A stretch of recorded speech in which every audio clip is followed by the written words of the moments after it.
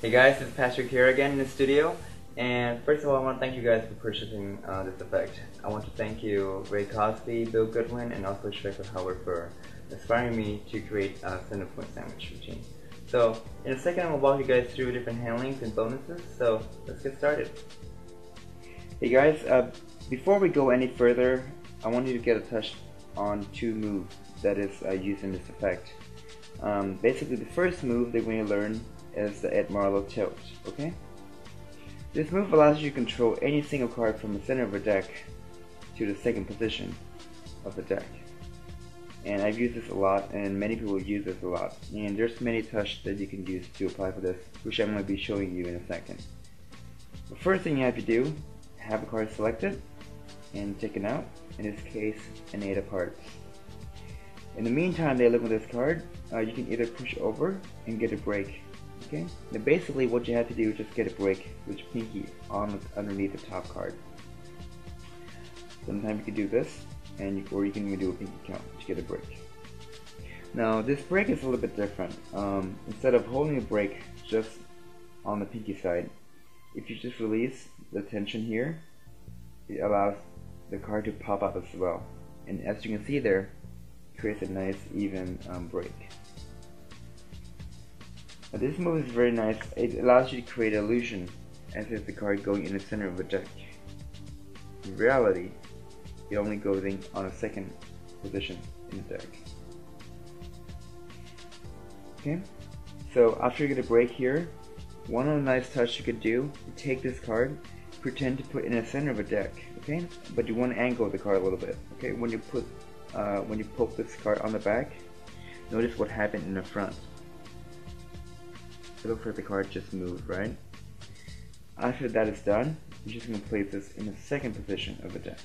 It creates a perfect illusion.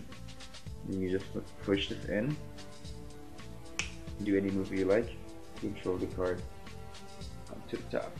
In this case, the second card to the top. Now in the video we use this in the beginning to control the card to the 4th position, okay?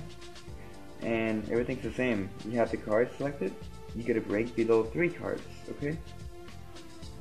And you can also use your thumb to count this up. And this is very easy to do because once they select the card, they show it around to people. You have tons of misdirection to do this, okay? Once again, you get a break below 3 cards. You're going to take the card. Another way you can do this is also break the deck in half, which I used in demo. You use your thumb here. You're just going to open in half like this. It creates a perfect illusion as if you just put this inside. In reality, you're just putting it here like this. And when you push it in, just let everything fall. And that's it. You have control of the card to the 4th position of the deck. Hey guys, the second move that I'm going to be going over is the call. Call is a great move. It allows you to control any card from the center of the deck to the bottom, or even from the center of the deck to the top. If you do it face up, you can control, let's say, a 5. It looks something like this, and now the 5 is on top. If you do from the center of the deck face down, let's say the 8 of spades, it goes here, and it's now controlled to the bottom. Now in the center point routine, we control the card from the 4th position into the middle position between, let's say jokers, or in this case we just use the 3 and the jack for now. Now the idea that we're going to do is that once the card is controlled from the 4th, as we learned in a tilt video, okay, in the action you're spreading these 3, what's going to happen is that your right hand is going to cover that card completely, okay? That way you don't see the card just disappear like that. You're going to spread over 3 cards, and this card is going to go over until it covers completely.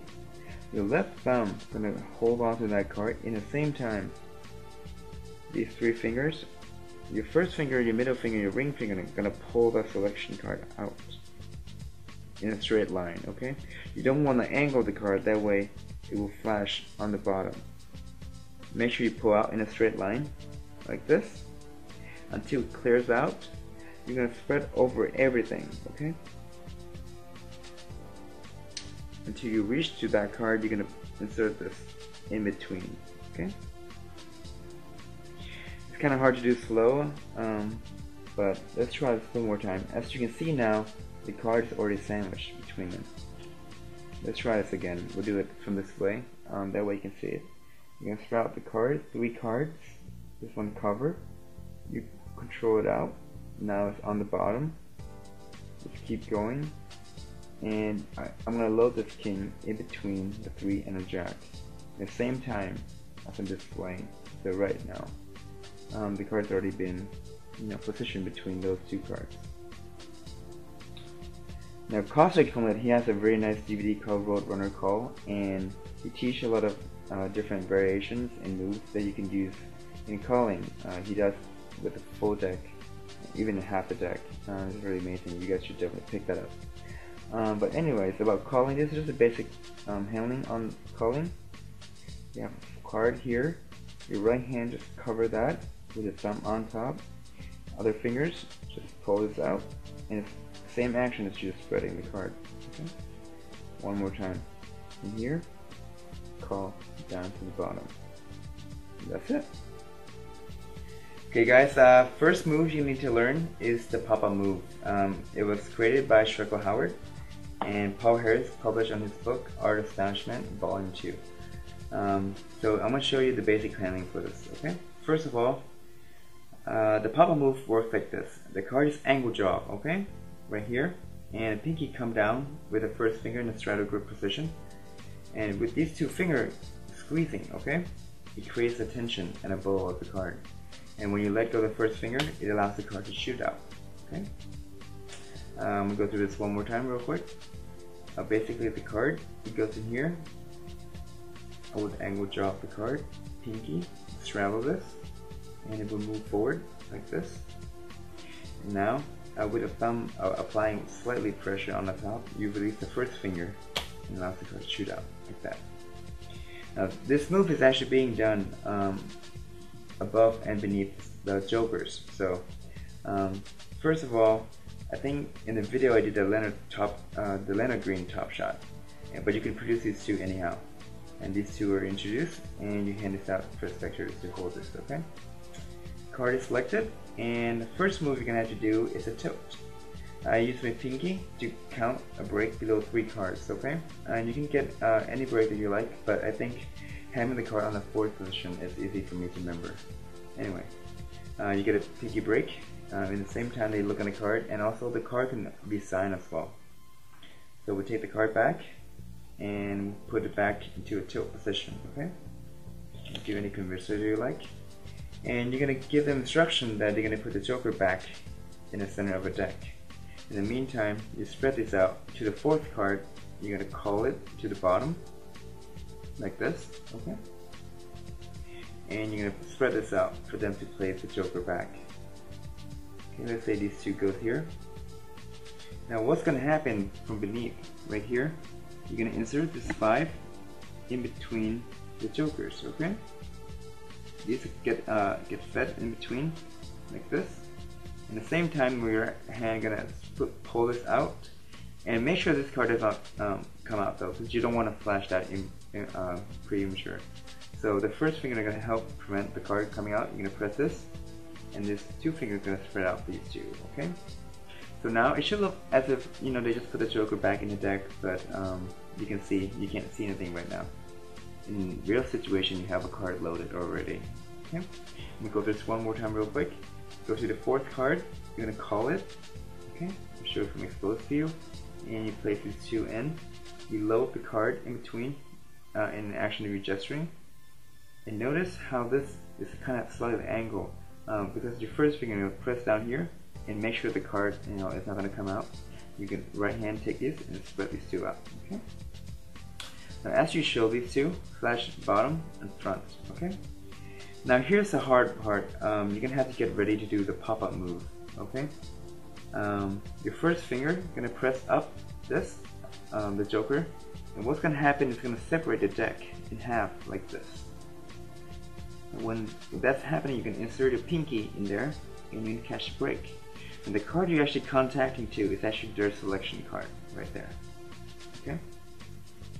Now with your right hand, it's going to go on top into modify bit of grip, and with the pinky, you're going to side jaw that card out like this, okay? Underneath the right hand. Okay, this is all being done in action of you know, riffling the card, or whatever pattern you like to use. You can have a pattern using as a card coming up or coming down to, you know, to sandwich between the jokers. So anyways, you get the side jaw done like this, and I should just riffle from the front.